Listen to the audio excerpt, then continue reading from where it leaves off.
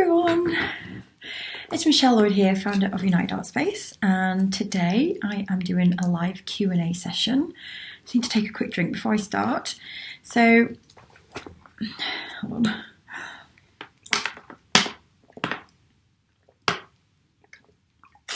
I'm thirsty this morning, I haven't had a drink yet.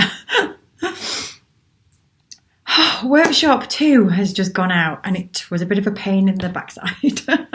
Every time there's always a technical little hitch, but it's gone, it's out, the links work, and I'm here. So I am doing a live Q&A and I've literally just gathered some questions. So I sent out some messages last night and asked if you had any questions, and I had loads and loads of people get in touch, which is amazing. But it means that I probably won't get to everyone's question today. Well, I 100% won't. So I'm going to answer a few questions today, and then I will spread them out over the weekend, and we'll aim to get back to each of you with the link so you know that I've answered it. So yeah, workshop 2 has gone out and we are now going into the stage of taking one piece of work on a journey, getting really deeper on that piece of work, thinking about, why you made it, what it means, and describing it, and then really thinking about the purpose and who it's for and who would be interested in it, and making that connection. Because this is where the power comes from, finding your people, talking about it. So, hey, Magda is joining us from Australia. Good evening. Good morning, Rebecca. How are you? Lottie literally just finished watching the workshop and hopped straight over. Wow, I love it, Lottie. I love it. You watched it already. You probably are the first person to watch it. Let me know how you found it. So I've got about 5 different questions that I've just pulled out that I'm going to answer as I go along now. Good morning, Graham. How are you? Let me just pull them up. Oh gosh, it's so cold here. It's so cold. Hello, Tina. Oh, everyone's dropping on. Hey, Lloyd. How are you? Oh, it's lovely to see you all. Lovely to see all these lovely faces joining.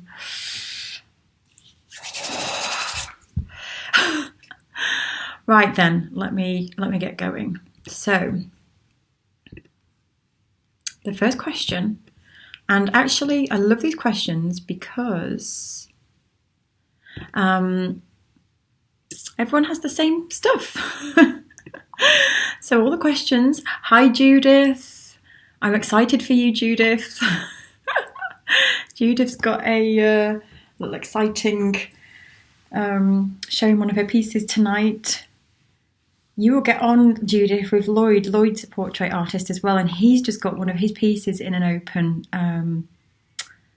Yes, Stacey, I can see your names. I don't know why. Do you know why I think it is, Stacey? I think it's because this page is public. I'm on the United Art Space page. When I'm inside the hub, it's a closed group, and I think they get funny about people's names appearing. But I can see all your names and faces.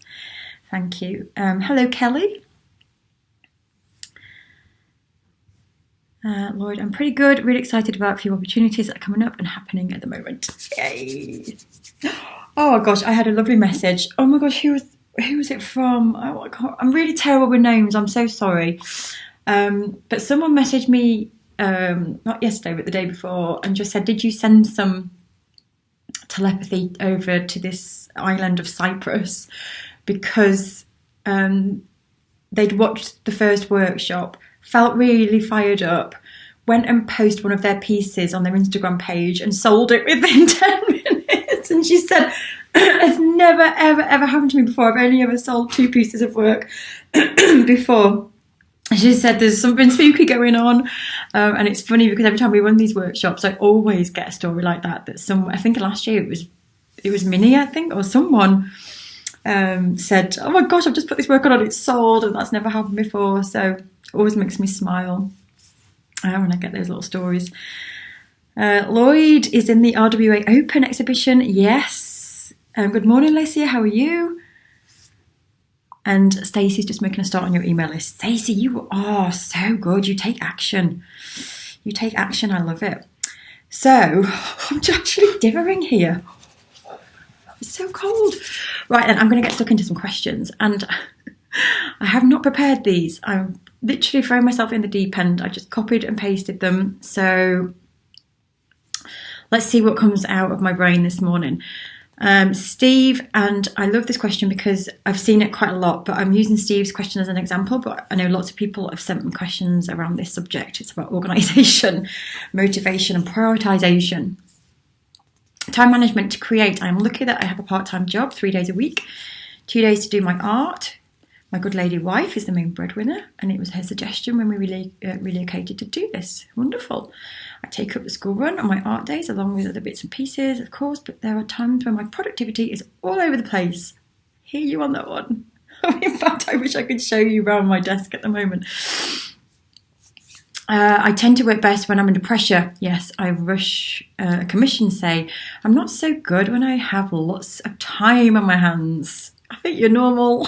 I don't have a dedicated space for my art. Usually do it sitting on the sofa or a kitchen table. What does everyone else do to keep procrastination and distraction at arm's length? This is such a fantastic question, and one that we can all relate to.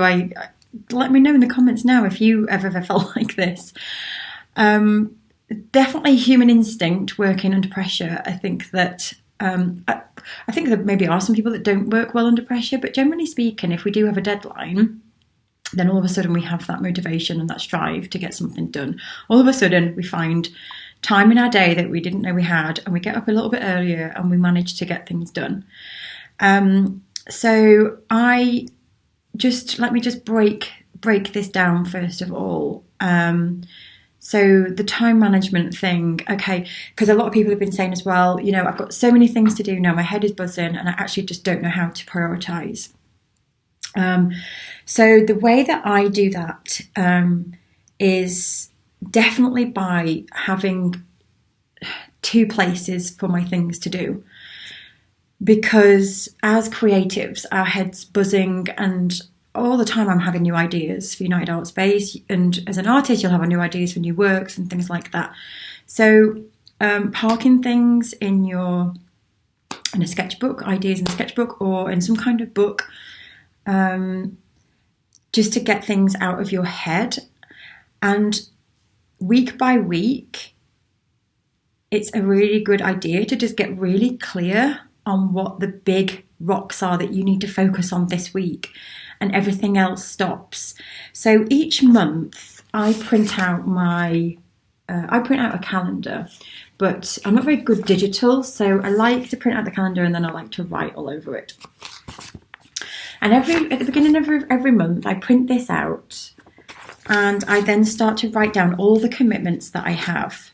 In fact, I do 90 days, so I always print out the next 3 months, because you want to see what's going on ahead of time, don't you? And then seeing what's going on in the next 3 months and what's important, so month by month, working back from that. So really getting clear at the beginning of the month, like, I need to get this done this month, and setting yourself some targets and some goals, because if you've got time on your hands and you've got actually no purpose, it's hard to stay motivated. So you've got to be really disciplined. And so we do this inside our members hub every month. We make a plan for the month, and we get really clear on what it is, because it's easy sometimes to be doing things and we're not actually being productive. So choosing the top 3 things that I want to get done this month. And if you haven't got a deadline and a specific thing, then it's time to make yourself one. And get that written down on your planner, however you like to work, that I need to make 3 finished pieces this week, or, get really clear on whatever it is. And then planning the time on the days. So then I start to think about, the days that I work best. So I'm a morning person. I cannot work on an evening. I literally fall asleep by 9-10 o'clock. I'm like this. So I don't really plan anything in the evening.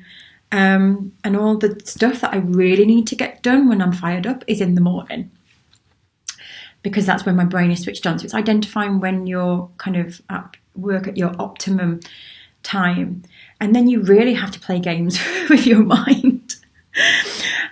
So this is something that I do, right? If I want to get something done, I usually give myself a window of time and I organise something straight after it. So say I've got like 2 or 3 hours and I think I really need to get this piece of work finished. I think, right, I need 3 hours to get this done. I should be able to get this done in 3 hours. So I plan the 3 hours and I organise something for the end of the 3 hours. So I have to get up and go, because that urgency, then I'm sitting there thinking, oh my God, I've got 3 hours. I've got 3. Right, and then I'll look at the clock, oh my God, I've only got 2 hours, and I'm like, okay, and so it's like, and I've got to go because I've got to go meet this person, or I've arranged to go and do this, and so I always have to play games with myself, and my mind is crazy, but you've got to do what you've got to do, and that really helps. I remember once there was an art challenge and I'd got a meeting and the art challenge had to go out. I have never written an art challenge so fast in all my life, because I put myself under that pressure. So little tricks like that. Let me just go back to the question and see if there was other things. And so, yeah, and in terms of, getting really clear on the most important things, it takes a lot of practice, doesn't it? And so it really is a case, though, of reviewing everything. It's like getting everything out of your head sometimes and thinking, right, okay, what is important for me this month? Like, do I need to make more sales? Do I need to start pushing myself out there and making some connections? Because sometimes we stay in our comfort zone. I think I'm just going to make more work. I think I might make more work this month. I think I might just make some more work. When actually the things that we need to be doing is, okay, I've got loads of work. I need to get out this month, and I need to go network with people, and I need to go and visit a gallery, and I need to go and, maybe I need to commit to reaching out to some people for opportunities. And so it's, sometimes you've got to sit down and actually ask yourself, are you working on the right things that are going to help you move forwards? And so with that said, things can get really overwhelming. So that's why I always have a list that is parked away where I cannot see it. And I just pull that list out every month. And just during the working time, I just have this in front of me. And then each day, I then have my diary, and this is just my to-do diary. And I write in this diary, today I need to do this one thing and this one thing. Do never write a big, long, massive list on one day's planner, because what you're doing is you're setting yourself up for failure.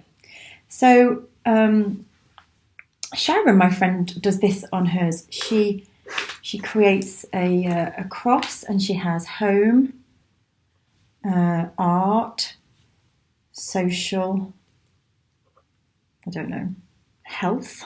You can have any. And in each of these, you just pick 1 to 3 things. 1 to 3. I never have more than 3 things to do in one day, ever. I always just have what are the top 3 things that I need to get done today. And they go in this, and I carry this everywhere because this is what I need to do today. I can't do anything else until I've ticked that one off. And it's a constant thing. I have to keep reminding myself all the time.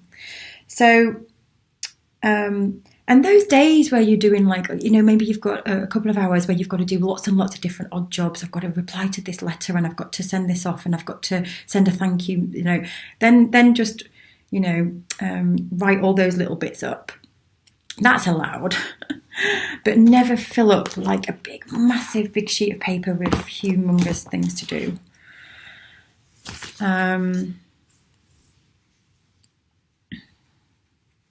Definitely a morning person. I start at 6 a.m. and stop at 9 p.m.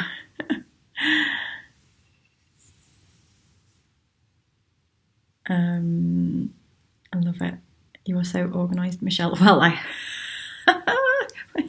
well, you say that, but well, I am and I'm not. I am and I'm not, because I'm also very impulsive, and I like to do things. I like to do things when I feel like doing things. So it's about definitely having that balance. But I'm definitely more productive now since I do this and I focus on the main things that I need to get done. Oh yeah, Stacey made a good point. So about space. So that's a bit about and always just have one thing. Like don't write lots and lots of lists everywhere and lots of different things. Have one thing. You print it out, or you have a piece of paper, and that stays everywhere with you. Take it in your pocket, take it everywhere, and you just keep checking in on that list. So that's answered the kind of keeping yourself motivated. So give yourself some deadlines. And then also there are triggers as well. So you can use triggers to get yourself into to work mode. Music, clothing. It sounds a bit crazy, but sometimes, like as soon as I used to put my painting overalls on, I knew I was in painting mode. Weird. I had the same overalls. I wore them every single time. Put them on, and I'm like, oh, yes. And it's habitual. The brain, when you start to create habits and association. So playing music, every time you're in the zone, play a song. It has to be the same song every time. Play it when you're in that zone and when you're in productive mode. Because the brain, when you keep playing it over and over again, when you keep saying wear the same overalls like I did over and over again when I was in my zone and I was like, yes. Every time then the brain remembers it. It's the subconscious thing. So every time you put the jacket on or the song comes on, your brain goes, this means you're supposed to be making art now and you're going to make it. It's very, very powerful. So triggers, if there's a song or, some people squash a ball, whatever it is for you, but it's important to do it when you're in that zone to create some kind of trigger where then the days where you're not feeling in the zone, you use the trigger and it gets you in the zone. Does that make sense? And then in terms of a space, it's fine to use your kitchen and your sofa if that's working for you. But if it's not working for you, then you could look into a space. Stacey's invested in a summer house, so she's got a little space. Well, it's not a little space, quite a big space in the garden. She's been able to do that at quite an affordable cost. And so that's her space. So she goes there and she's in work mode. And I think that if you need that and you need to feel like you're going to work, again, it's that association. Having a space and an environment is the trigger for the brain that, right, I'm in this space now. This means that I'm working. And the environment matters, doesn't it? But don't worry if you don't have a space. If it works, Sally, our lovely Sally, she doesn't have a space and she posts pictures inside of her hub and she's literally in bed with her daughter beside her working on commissions, and it can be done, but it's just whether it works for you. And at the point where you're starting to think, I don't like doing this anymore, then look for a space. You can share spaces with people. When you start looking into it and start to say out loud, I want a space, you'll be surprised at the opportunities that come along to get really affordable spaces. Sometimes people will give you a space for free if you just clean up or something. So, yeah, I understand that environment is really important. So hopefully that's helped. And distraction, right, let's just talk about that before I go on. Distraction. Eliminating distraction is literally decluttering everything. Declutter your mind, declutter your space.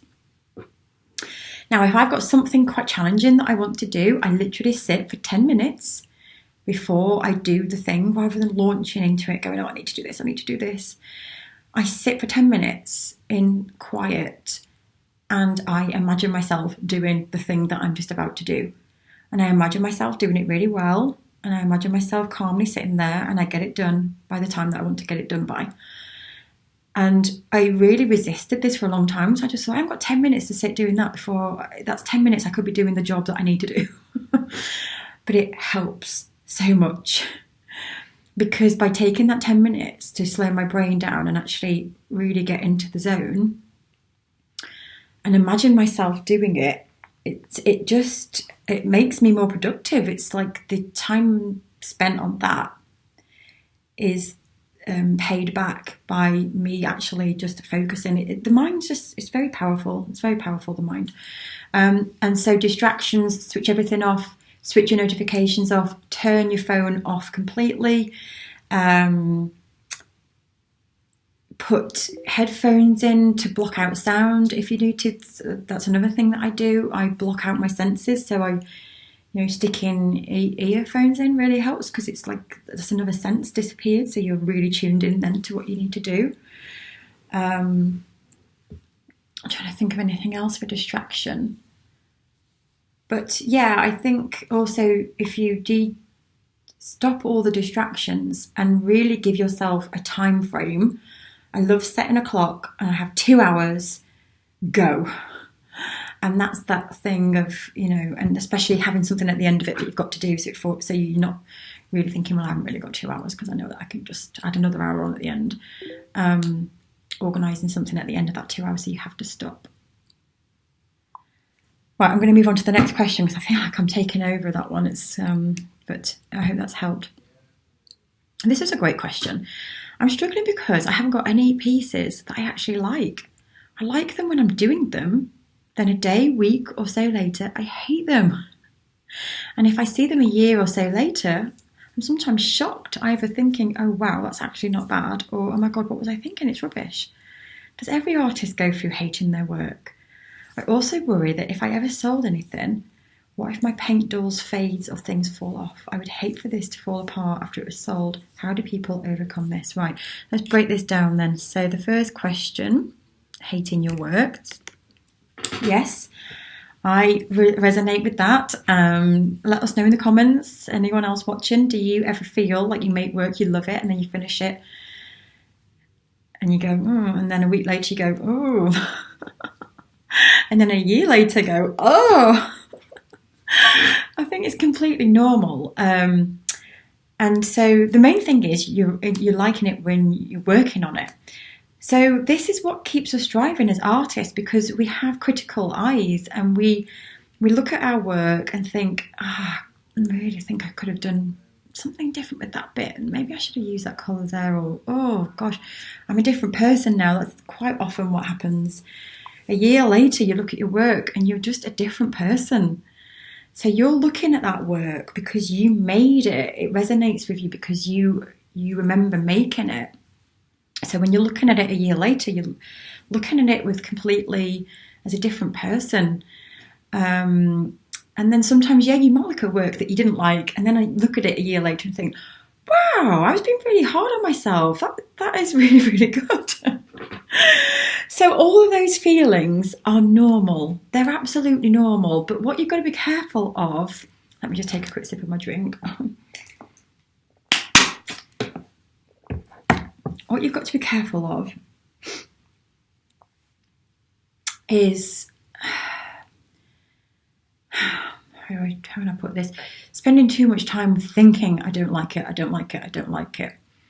Because if you really don't like your work after you've made it, you're going to have a really hard time getting anyone else to like it and talk about it and sell it. So there becomes a point where you have to look at it and critique it. So critiquing it is, okay, I like this bit. I'm not so keen on this bit. I would do this bit differently again in the future. And right, okay, that's it. And you've done it. You've critiqued it. Write it down somewhere and then move on.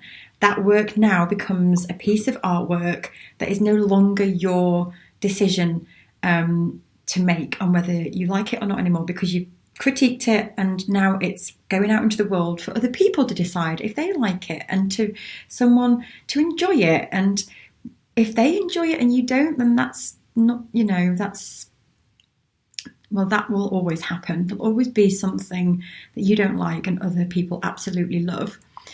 And so there becomes this separation where you just park it, and then but know that as you grow as an artist, I mean, Sharon says this to me now. Sharon's my friend, she's a sculptor. She looks back now at pieces and goes, oh no, I can't believe that I sold those. But at the end of the day, the person who bought it was very happy with it, and they're not looking with the same critical eye that you're looking at it with. They're looking at it in a way where they connect with it. They bought it, they connected with it. They're not going to, look at it the same way as you do, because they didn't make it. And they're not looking for the imperfections. When people find something that they like, they're looking for the things that they love about it. And they go, oh my gosh, I really like that. They don't then a year later go, oh, but actually, maybe she should have put that arm a little bit higher. So that's your critical eye. And so you just have to be aware of that, though, that if you're really spending too much time feeling that, oh, I don't like this, it's going to come out in you and the way you talk about your work. And so you need to deal with that, and just know that everyone feels that way. You're not alone. And so critique it, move on. It's done, it's out there. Let someone else love it and enjoy it, and continue to just keep making, and know that the work that you're making now you'll fall in love with, and then in a couple of years you probably won't like that either. It's the circle of being an artist. You will look back in 10 years and think, what the heck was I doing then? And that's just the joy of being an artist, I think. Now, the other question, I also worry that if I ever sold anything, if my paint dulls, fades, or things fall off, etc., I'd hate for it to fall apart. That's a good point. So, yeah, you don't want your work to fade or fall apart. Well, I'm saying this, one of my pieces. Oh, gosh, this is embarrassing. Some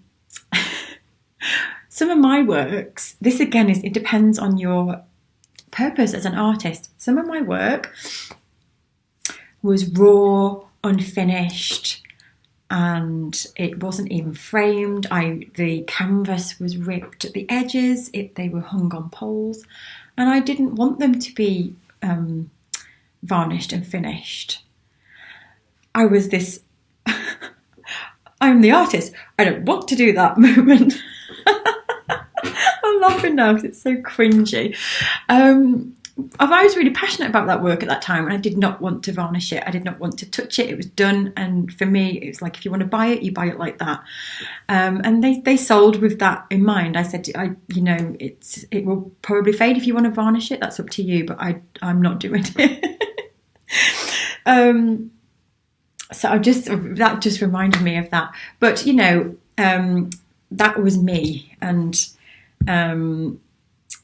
I do think that no, I've had other works that I didn't want them to fade, and I was very precious about those pieces. And what I did is I tested them. So I made prototypes and test them with different finishing, different varnishes, different things to keep them together. And I have and still have works that I've tested out that are years and years old now, because I know that they've got longevity. When I was playing around with inks and different materials, I've still got some, they're hanging, that are kind of like 15 years old, and I still keep photographing them and see if they've lost any vibrancy.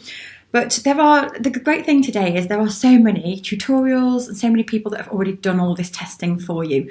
So you can easily find the best way to protect your work.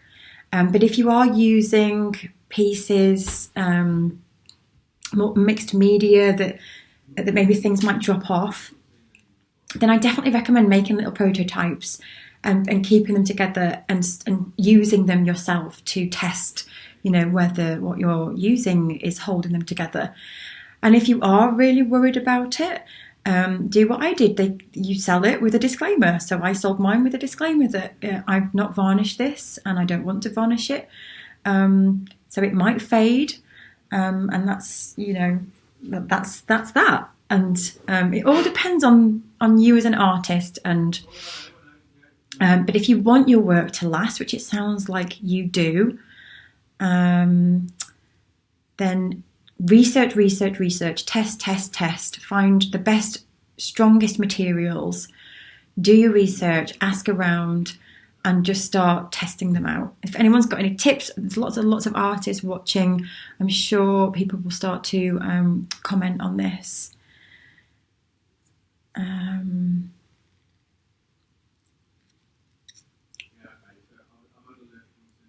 Because anyway, and then once you've got something that you're very confident with, so I did lots of testing, so I'm just going back to that, because once you feel confident, so it sounds like,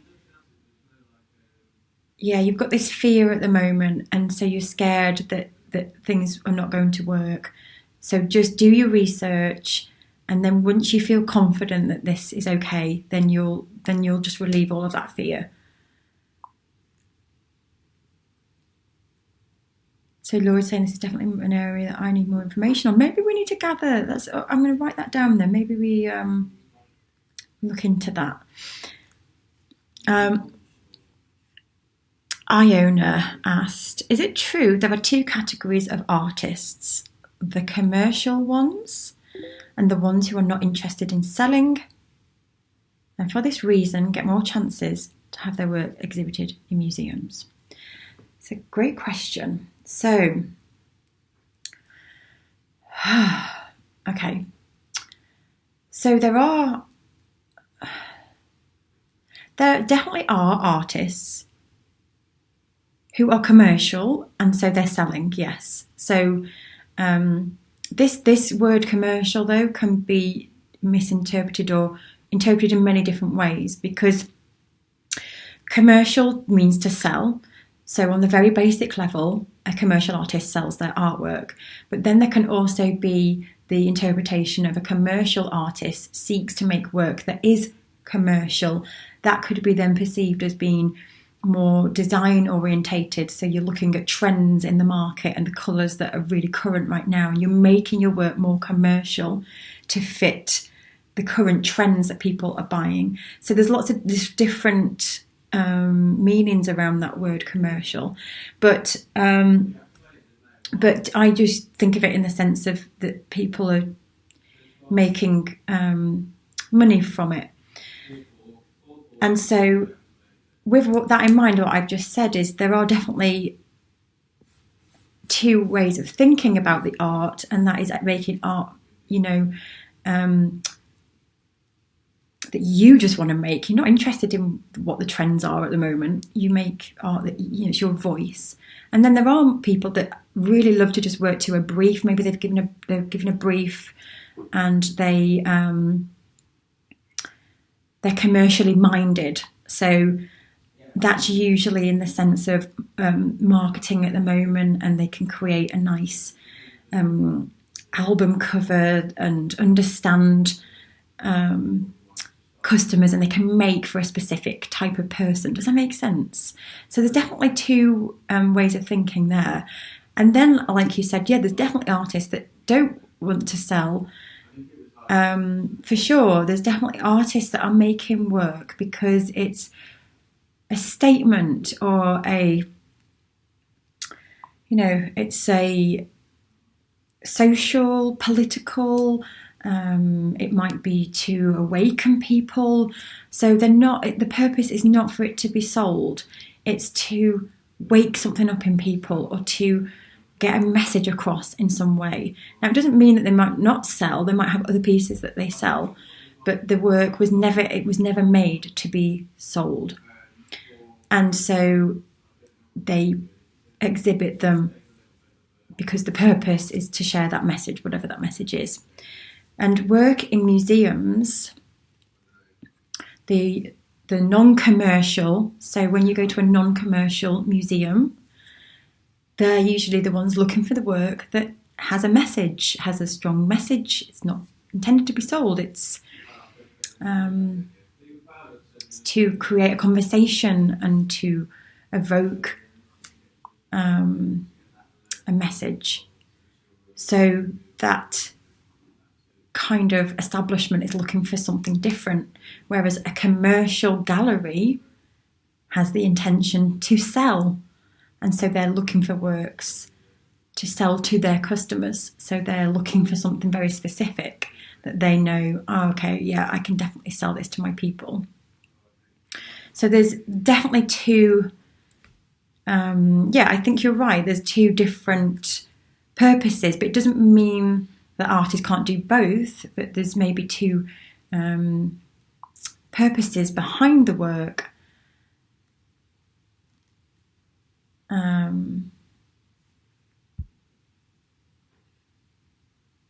Now, this is a good question. This is one that I used to get tripped up on all the time. I'm often told oils carry more resale value than water-based media. What are your thoughts on this? Thank you, Kelly. This is a great question because when I was at uni, I had it rammed down my throat that oils were the premium medium and that is what proper artists use.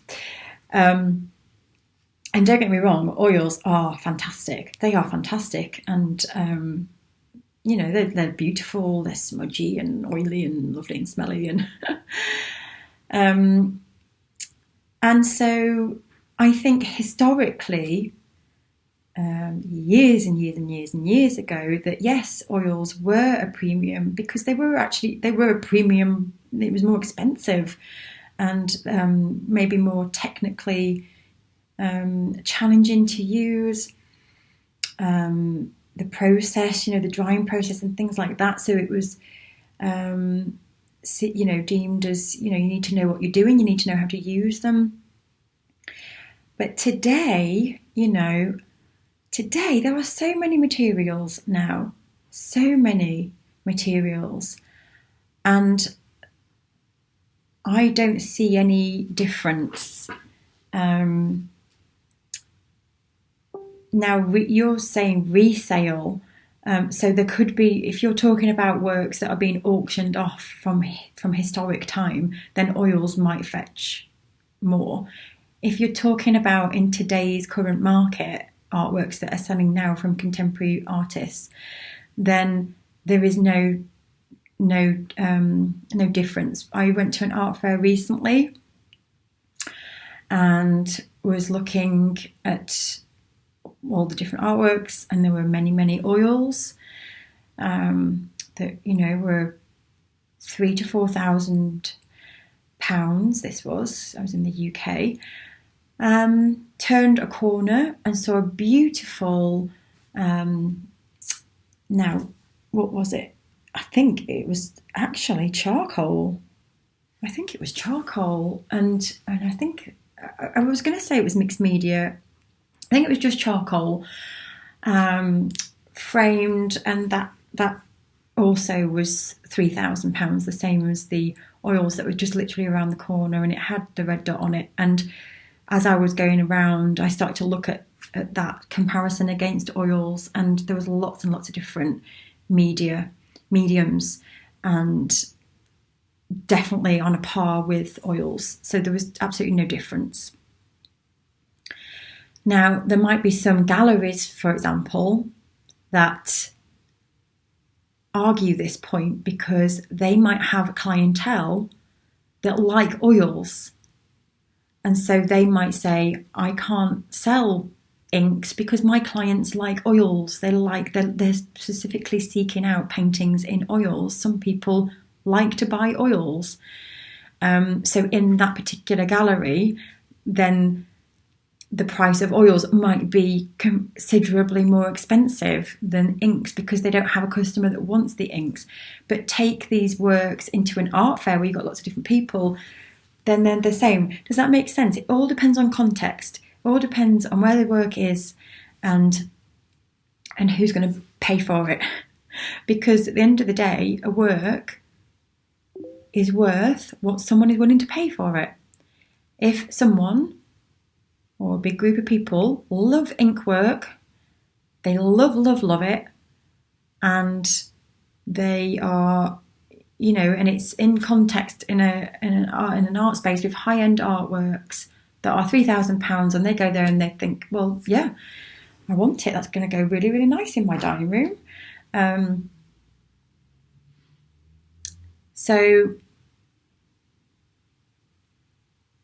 Because and obviously going back to that longevity piece, obviously oils do last, but then so do water-based. I mean, look at all the watercolours that are still going from centuries ago. I know some of them have been restored, but actually we went to an exhibition. Where was it? Was it when we all went to Manchester, Stacey? And we went into that exhibition and there was a watercolour exhibition. I'm just thinking, I'm sure they weren't restored. And I was thinking, how on earth are these still going?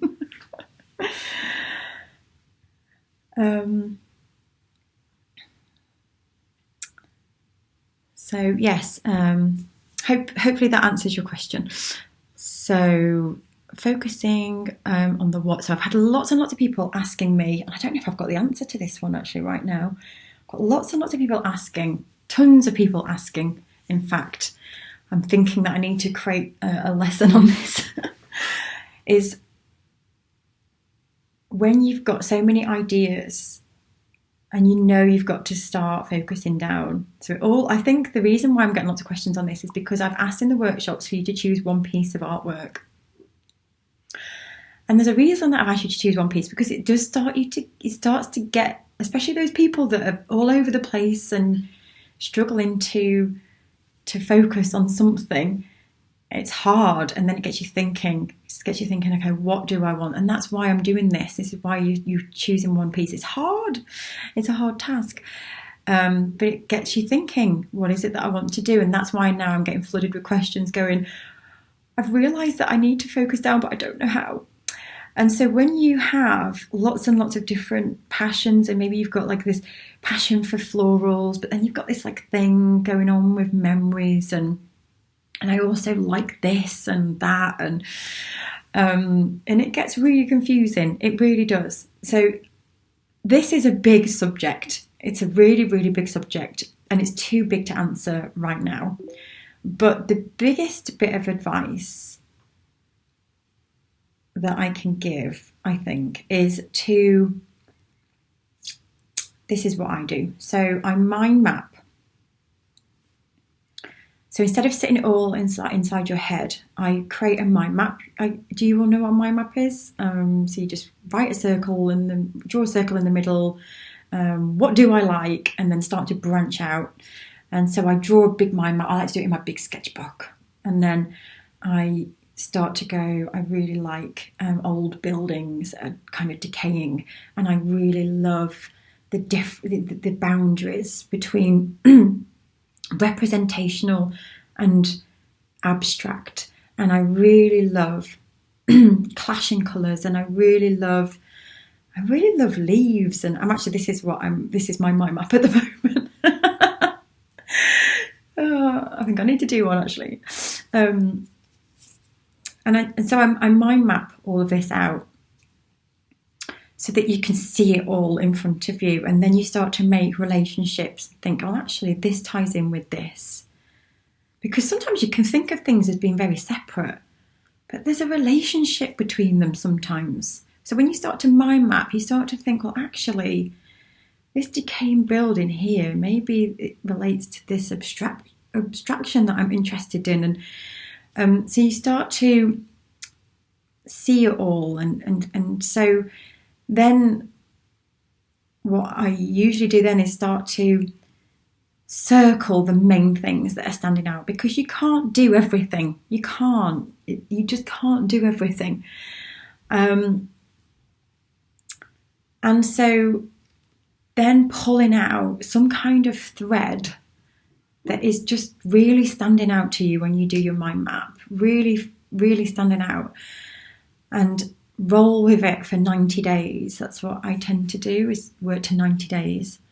It's supposed to be a magic number, the 90 days, so you don't want to go too far ahead. And like a month really isn't long enough sometimes to test something out, but it doesn't have to be 90 days. It could just be a week, but just start to just focus on something. A week's not long enough. What am I talking about? No, it needs to be a month, where you start to explore that Anything else that comes up, you park it in your sketchbook for now and you stay focused on this thing. Sharon's interview, I'm going to be releasing it soon. It's going to help you all because Sharon is making a very, very fantastic living now as an artist, and she was the same all over the place and still is all over the place, but not what she puts out to the world. So she still does lots and lots of things. But what's happened from her focusing down is she is now living her dream as an artist that she created 3 years ago, and she set a financial goal that was really scary, and she's hit that financial goal already. She's only 6 months in. And it came from focusing down.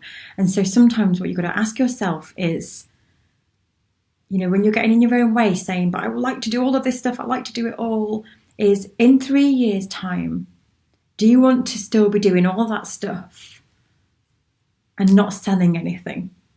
Or do you want a chance of, focusing on something and actually making a living out of it? And you can still carry on doing all the little things. So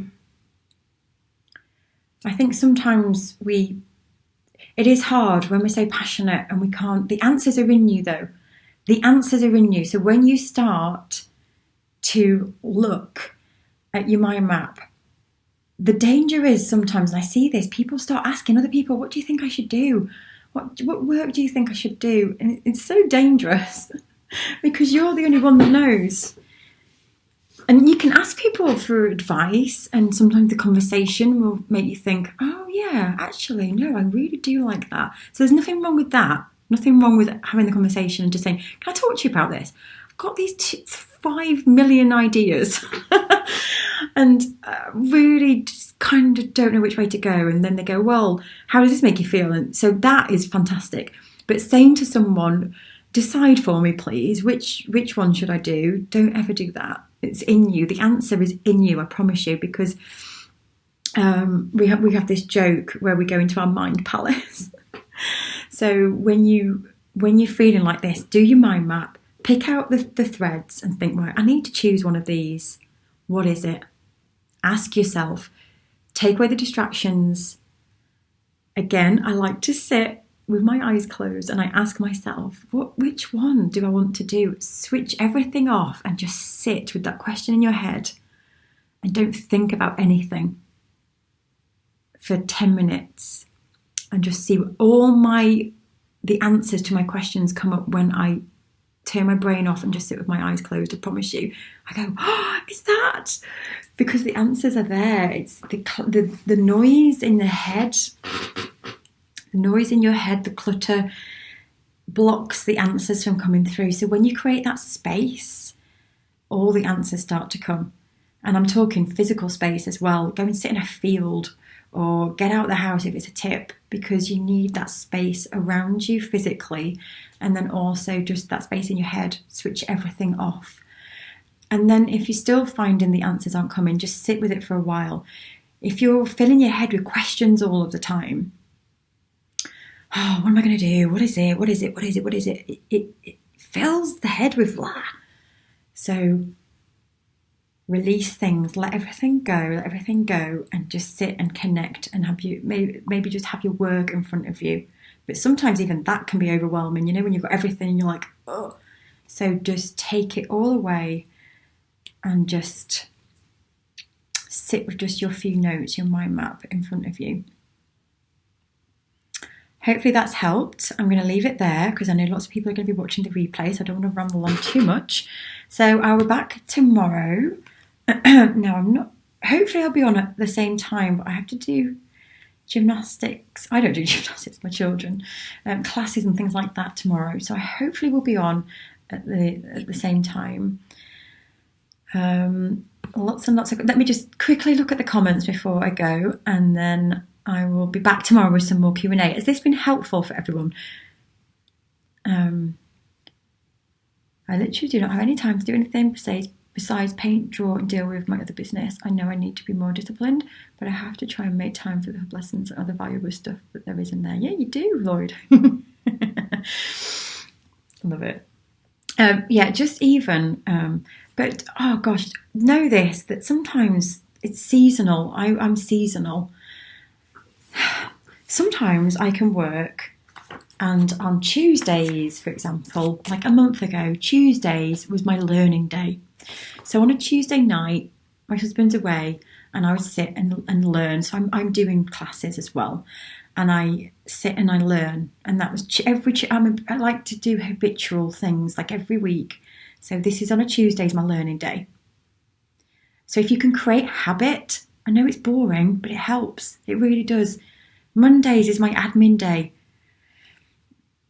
I do all my admin on a Monday.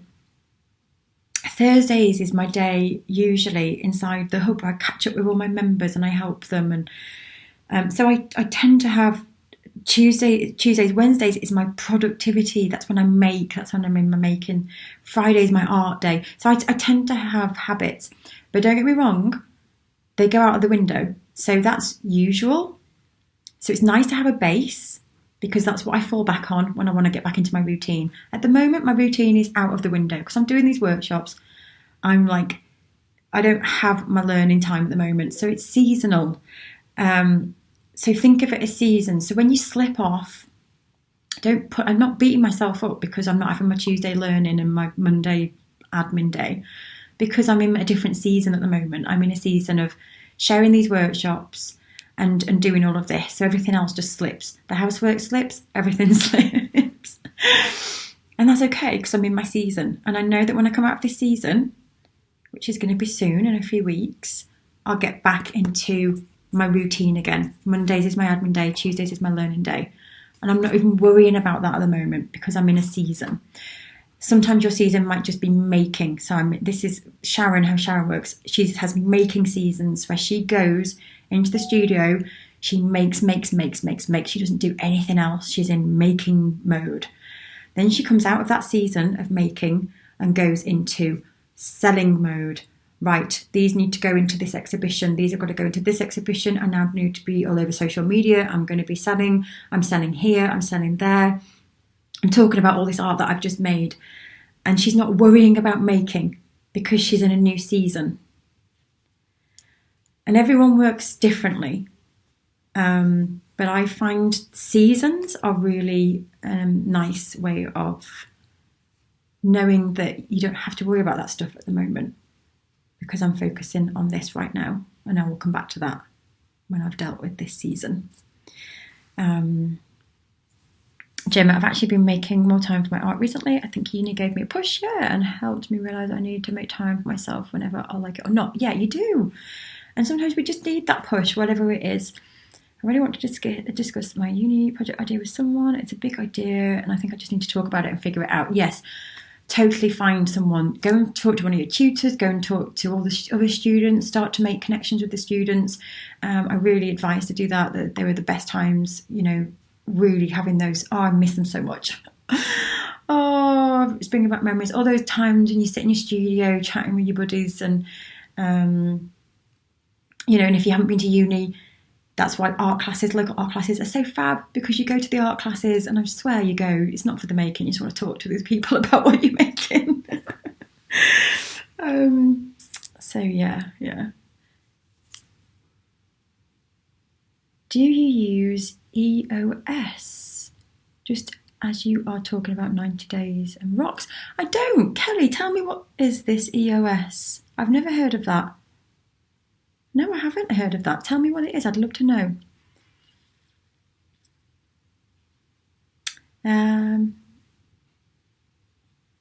My wife and I have started using Cozy, an online family calendar. Yes, we have one of those as well, but it's on Google. So Google's fantastic as well. Because I do have to have digital because when I'm on the go, I like to have my calendar on my phone.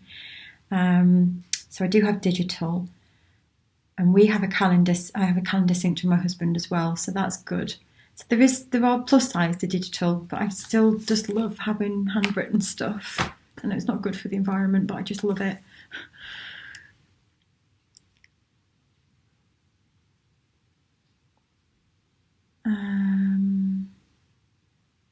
Just catching up. I might have missed some comments. Sorry if I have. I never plan too far ahead. I have to keep everything flexible. Oh yes, yeah. If you need to be flexible, yeah. And so what I do is plan for the year, and then roughly, just like set some nice yearly goals and plan back to 6 months. But always I'm planning the next 3 months. Always, I'm always thinking about what's going on in the next 3 months. But if you were exhibiting, for example, and maybe you've got shows that are coming up that are like in the next, so I have a year planner as well. Plan everything out of the year. So you just always keep checking in. So if you've got an exhibition coming up in the next 6 months, then maybe you need to start bringing the work for that into this period of time. So you're always just checking in with your big rocks and what do I need to be getting done. Oh, Lottie, it's so reassuring to hear that we're all the same with this stuff. We are. I can't focus unless I have a high pressure deadline. Yeah. Does that mean I shouldn't be sat here with my dressing gown on? I only got dressed 2 minutes before doing this live video. Yes, I only feel like painting once I put the apron on. Yes, I can procrastinate forever unless I put it on. Judith, I understand. I was the same. I had my overall. It just switched me. It's amazing. In fact, we should all take a picture of that. What do you wear when you paint? It must be quite demanding for you. I'm alone but can't plan too far ahead either. Maybe I need to keep a kind of freedom or don't want to feel stuck. Yeah, but know that I have, so like I just said, I have quite a rigid schedule usually. Like this happens on this day, this happens on that day, that happens on that day. But it can go out of the window, so I'm flexible. I like to do things when I want to do them.